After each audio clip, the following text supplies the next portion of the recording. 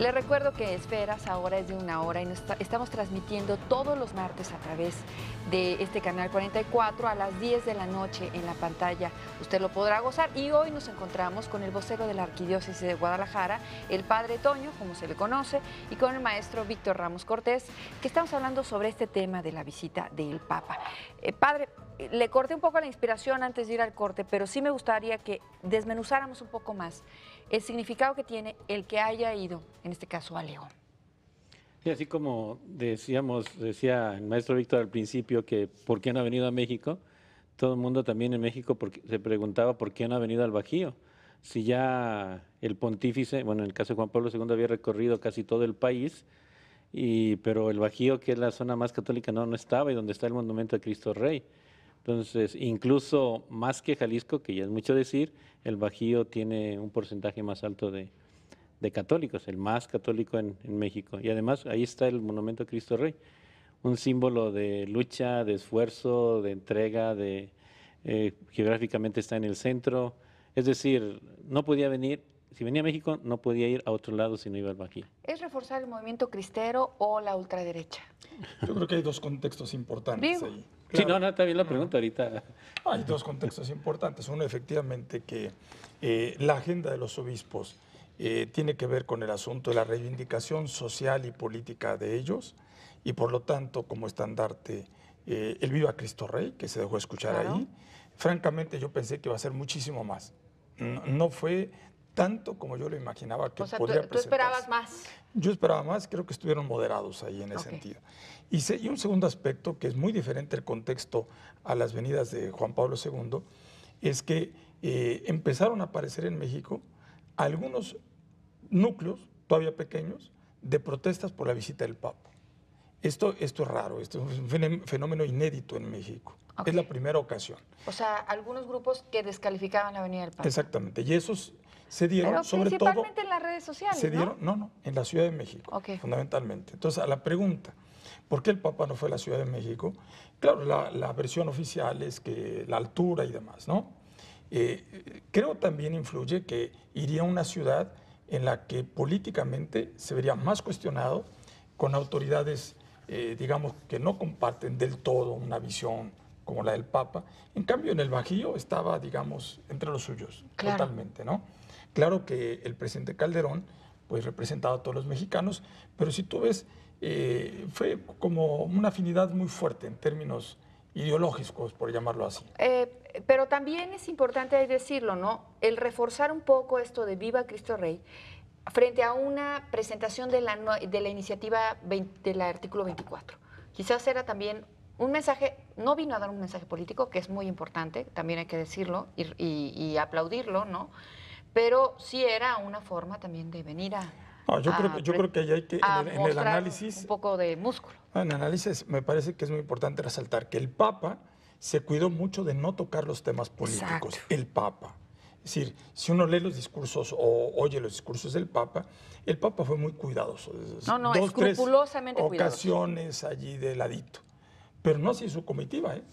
Es decir, la visita del Papa tuvo también un signo político, por supuesto. El cardenal Bertone, abiertamente, mientras en la casa del conde Rull, el Papa y Felipe Calderón hablaban de X temas que la Cancillería dijo vaguedades, en el salón de al lado estaban en la negociación sobre estos temas. Ahora es la primera ocasión que un pontífice separa esto, porque Juan Pablo II sí había tomado posturas políticas muy claras sobre ciertos temas, sobre incluso la liberación del mundo, el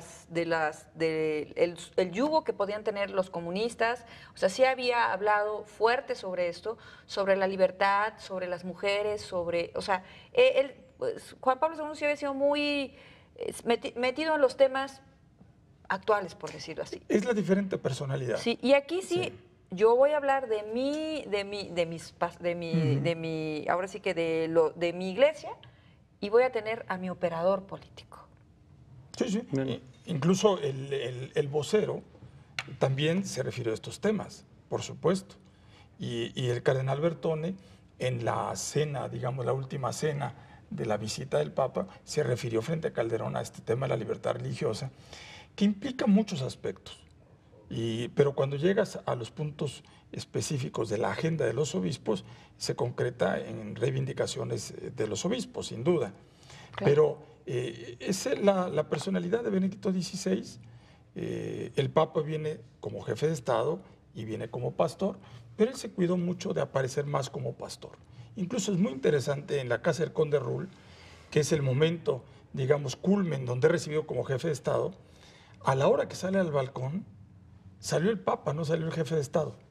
Porque en el protocolo de las visitas de jefe de Estado, una vez que se reúnen los jefes de Estado, salen ambos jefes de Estado a dar un mensaje. Y aquí no pasó así. Aquí sale al balcón el Papa.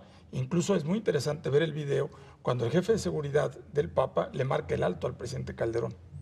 Es interesante porque no salió el jefe de Estado, salió el pastor. Que era que finalmente el que quería ver el pueblo, ¿no? No, sí, por supuesto. Digo, claro. No es por yo digo. Adelante, padre Toño. Un poquito más difícil de alcanzarlo a ver. Pues es que es más chaparrito. Bueno, yo no estoy muy de acuerdo en la reivindicación de la derecha, ¿no? O sea, sí.